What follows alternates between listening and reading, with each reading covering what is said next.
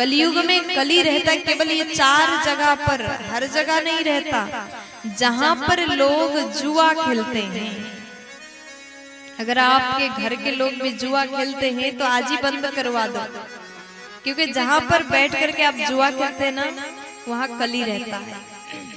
अगर आपके घर में कोई आकर के जुआ खेलते हैं तो उनको मना कर दीजिएगा, क्योंकि जुआ जहां पर हो वहां कली 100% रहता है।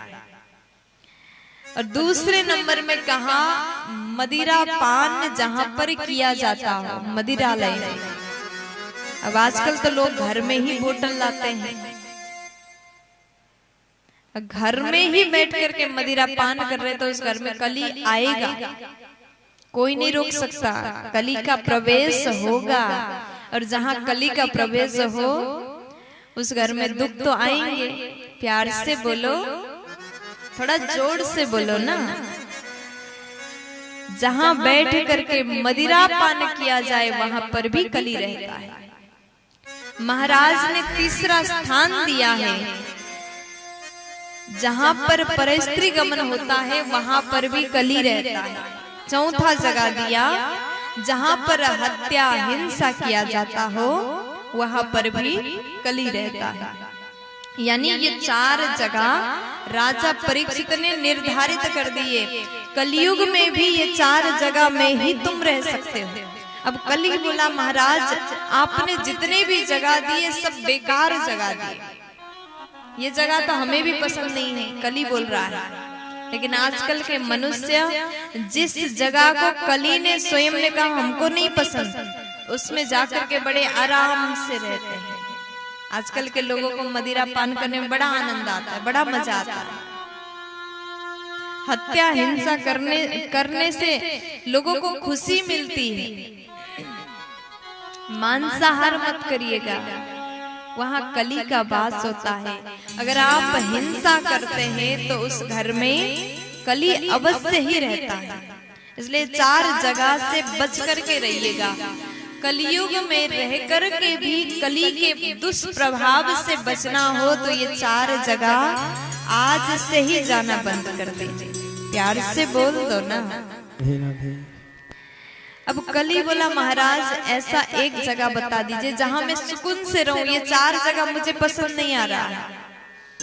तब महाराज परीक्षित कहते हैं तुम सोना में रह सकते हो, सोना में कली रह सकता है। महाराज परीक्षित ने बोल दिया। हर प्रकार के सोना में नहीं रहता, ये तो कहीं आप लोग डर गए हो। सबके पास सोना है, सबने अपने कानों में सोने की झुमकी पहने हैं, गले में सोने के हार पहने हैं। अगर आप मेहनत करके पैसा कमा करके सोना बनाते हैं तो उस सोना में कली नहीं रहता।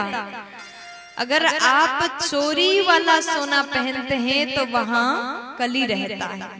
राजा ने कहा कि चोरी वाला सोना में तुम रह सकते हो। तो तुरंत कली महाराज परीक्षित के मुकुट पर बैठ गए, क्योंकि आज महाराज परीक्षित जब बाहर निकल रहे थे, मुकुट ढूंढ रहे थे तो जरासंध का मुकुट मिला उनको। जरासंध बड़ा दुष्ट था, उसने युद्ध में किसी को हरा करके मुकुट लाया था। वो मुकुट पहन करके राजा परीक्षित गए हैं तो राजा परीक्षित के सिर पर मुकुट पर कली बैठ गए। अब जैसे मुकुट में कली बैठा, राजा परीक्षित जी का मति भी भ्रष्ट हो गया। वो शिकार करने गए, अब उनका बुद्धि उल्टा चल रहा है। शिकार करने जैसे गए तो उनको प्यास लगी।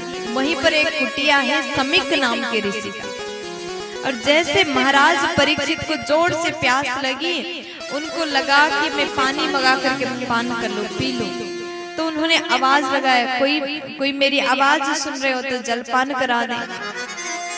समिक जी ध्यान में बैठे हैं, खूब ध्यान में मगन होकर के बैठे। उनको सुनाई नहीं दिया। राजा परीक्षित ने जोर जोर से आवाज लगाया, जलपान करा दो, जलपान करा दो। समिक जी ने नहीं सुने। अब अंतिम में अत्यंत क्रोध आया चारों ओर महाराज ने देखा एक मृत सांप पड़ा था, उसको तलवार से उठाया, समीक जी के गले में लगा दिया। गले में मरा हुआ सांप डाल करके राजा परीक्षित अपने राज्य में गए। अपने महल में पहुंचते ही उन्होंने मुकुट को उतारा।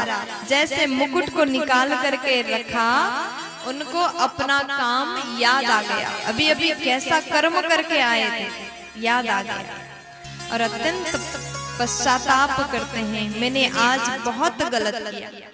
एक संत के गले में मैंने मृत सांप डाला, आज मैंने संत का अपमान किया। अब मैं क्या करूं, कैसे प्रायश्चित करूं, मुझे क्या करना चाहिए? राजा परीक्षित व्याकुल हो रहे थे। इतने में उधर समीक जी के पुत्र श्रृंगी ऋषि पहुंचे। पिताजी के गले में मृत सांप देख करके खूब रोने लगे और राजा परीक्षित को 7 दिन में मरने का श्राप दिया। जैसे ये बात समीक जी को पता चला, तुरंत अपने शिष्य को बोला कि आप जाकर के राजा परीक्षित को बता दीजिए कि महाराज आपकी आज के 7 दिन बाद आपकी मृत्यु हुई। तुरंत समीक जी के शिष्य गौरमुख जाकर के महाराज परीक्षित को ये खबर दिया। राजा परीक्षित सुनते ही अत्यंत प्रसन्न हो जाते हैं। महाराज ने जैसे सुना, महाराज आज के 7 दिन में आपकी मृत्यु होगी तक्षक द्वारा, आप अपने जीवन को सुधारने के लिए कुछ न कुछ कर लीजिए, अभी कर लो, अभी आपके पास में 7 दिन है। ये सुनते ही महाराज प्रसन्न हो गए। देखो, हम और आप होते और हमें पता चलता कि इतने दिन में मौत आएगी, मरना है, तो कौन खुश होता है? हम लोग तो रोने लग जाते, क्या क्या सोचते, अपने बच्चों से खूब बातें करते। लेकिन राजा परीक्षित यहाँ दुखी नहीं हुए। उनको लगा कि मेरे जो पाप है, उस पाप का प्रायश्चित करने का मौका मिला, खुश हो गए।